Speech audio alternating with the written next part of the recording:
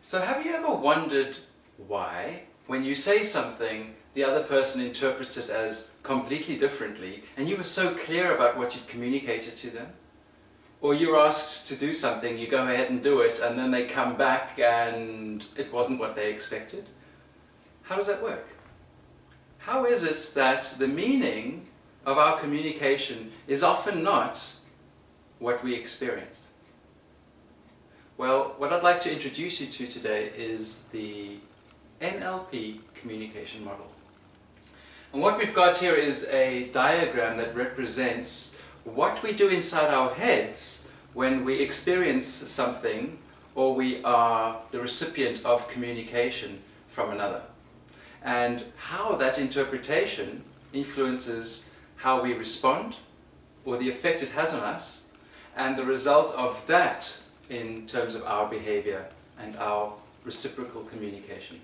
So what you're going to discover is that the map is not the territory. What's outside of us can never be what's inside of us. Yet it's what's inside of us which determines our perception of what's outside. And we live our life according to our internal perceptions. Let me explain the communication model a bit more vividly for you. Here we have an external event. Anything. Person says something, or we experience something as a witness thereof, whatever. That information enters our nervous system through our five senses. We either see, hear, feel, smell, or taste something.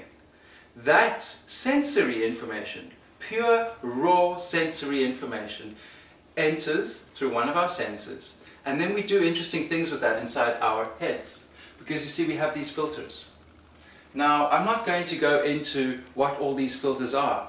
There are things like values, beliefs, attitudes, meta-programs, and a whole lot of NLP jargon to describe what happens as this information gets filtered in our neurology. But we do one of three things with that information, and that is we either distort, generalize, or delete that information. In other words, we manipulate that information. It's no longer pure sensory information. What happens is we tweak it according to our life experience. What we note to be true, what our beliefs and self-fulfilling prophecies are, and we'll actually change. We can't help it, it just happens inside our heads. We'll change that pure information to suit certain preconceived perceptions. When we've manipulated that information, and we all do this, it's not a bad thing, it's a natural process, but unfortunately some of these filters are not our chosen filters in life, they're adopted, they're kind of programmed into our minds by well-meaning caregivers, parents, society, religions, and so forth. But nonetheless, we've all got them until we can see through them. And that information then does something. Basically, we have an internal representation. That's the map. It's the mental picture. It's what the information looks like inside our heads, different from what's actually happening out there. That internal representation will influence our present mental and emotional state, the state we're in right now. And that state influences our physiology, what's happening inside our bodies. You know that an angry state might be like a burning hot sensation in your chest, or a worried state might be that knot in your stomach, tension might be tightness in the neck, and so forth. That's because of an internal representation, which is because of thoughts we've had, whether consciously or unconsciously. That information then, inside our heads, will result in our behavior, our response, our reaction, what we do relative to what's happening inside our heads. That behavior then will influence the external event. And what I've done is I've made a vague arrow here back to this, because this is not the traditional NLP communication model. But what I'm suggesting here is that our behavior relative to what's happening inside our heads will determine our experience of the external event. It will change our experience of the external event, and therefore change the experience, and therefore change the external event. And what I'm suggesting is that there is a continuous flow of information or energy between us and that which we experience. This behavior on our part influences this influences us, and so we're all interconnected.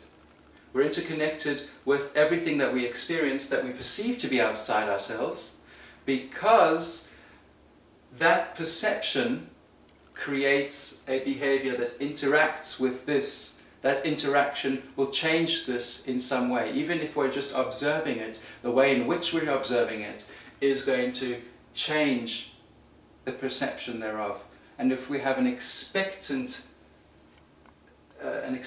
of some kind of what this means or what it does, then that will be determining our internal state, determines our behavior, and the cycle goes on. So what this really means is, when we go through life and we see people, we see things, we can become more observant of what we're doing inside our heads. In other words, more conscious of these what were unconscious processes. And we can start to live our lives more consciously, with greater awareness, so that we're not reacting unconsciously.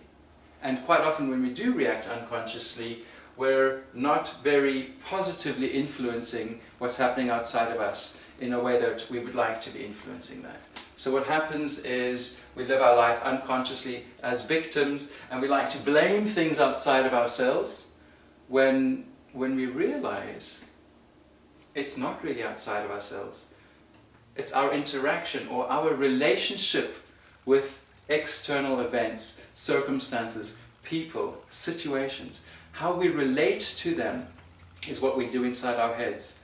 The more we become curious about what's happening inside, the more we can become in control of our mind and our emotions and our responding behaviors. And when we're in control of our mind and our emotions, we're then in a position to live our life with a greater sense of fulfillment, no longer at effect of these things, because we realize we can be at cause. At cause means we're in control, more in control over what's happening inside here, more in control of behavior, more in control of what's happening outside here too. So think about the law of attraction. When you're more in control over your internal representation, state and physiology, then you can align your values and your beliefs and everything inside you so that your behavior represents the success you'd like to achieve out here. When this stuff is in alignment, then you can manifest powerfully what you want in your life. Just thinking about it in a wishy-washy, superficial kind of way might not be so effective, because you'll still have incongruence inside you.